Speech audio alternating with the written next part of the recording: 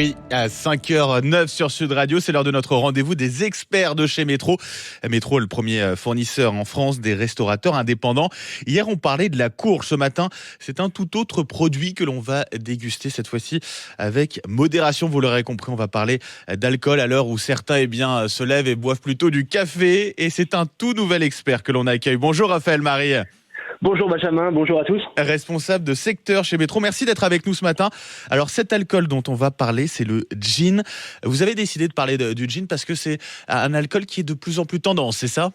C'est exactement ça, c'est un alcool de plus en plus tendance. Elle est loin à l'image désuète qu'on peut avoir du gin tonic amer qu'on prenait en discothèque le samedi soir. Qui passait pas forcément très bien.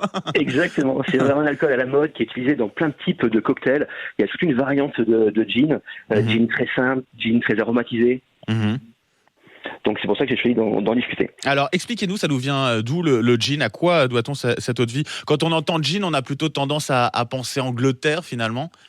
Alors oui, mais le gin, c'est pas si soft british qu'on peut y penser. En fait, le gin vient des Pays-Bas. Alors après, c'est vrai qu'il a été développé par les Anglais grâce au XVIIe siècle, c'est ça ? Exactement, voilà, 10e siècle. Il s'est développé à Londres, mais l'origine, c'est les Pays-Bas.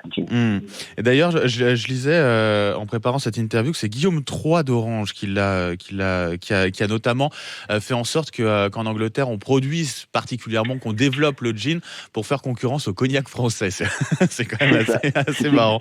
C'était aussi une façon aussi de mettre en avant des vertus peut-être médicinales à l'époque, parce que je crois que c'est un médecin qui l'avait développé aux Pays-Bas à l'époque.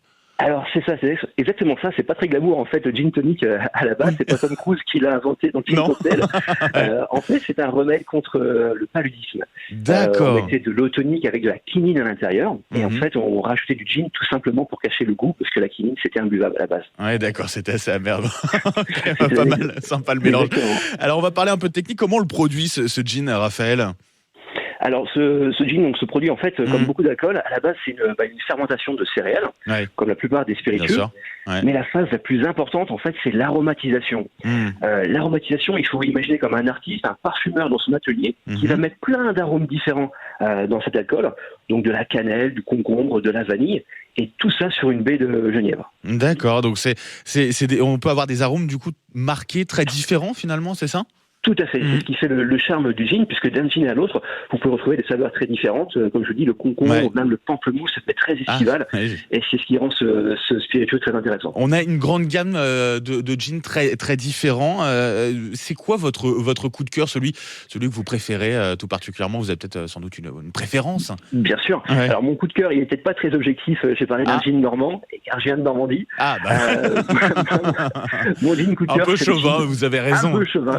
Il faut bien. Donc mon gin coup de cœur, c'est le gin Drouin.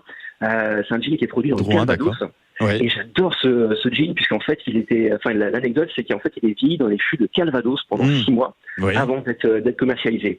Donc on peut, il y a une histoire, on peut retrouver des saveurs de pommes à l'intérieur. C'est vraiment un coup de cœur pour moi. Ça me donne envie. Ça se boit comment le gin plutôt ? Alors vous avez parlé des cocktails, ça peut se boire aussi en pur ?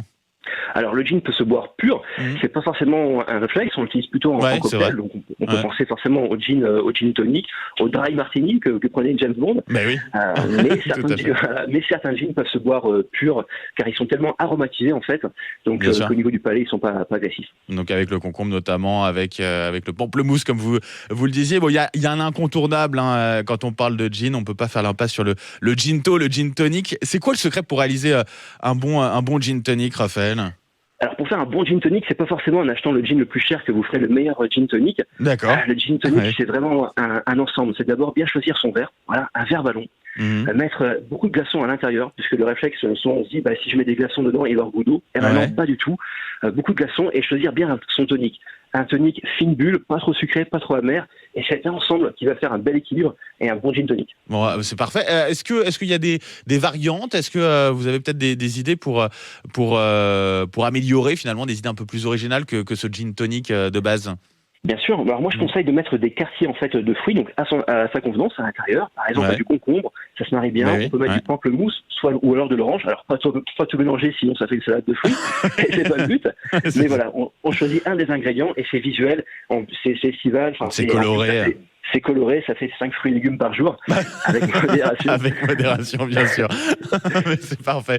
Merci beaucoup, Raphaël Marie. Merci d'avoir été avec nous. Je rappelle, vous êtes responsable de secteur chez Métro. Très bonne journée à vous. Et bien sûr, Métro.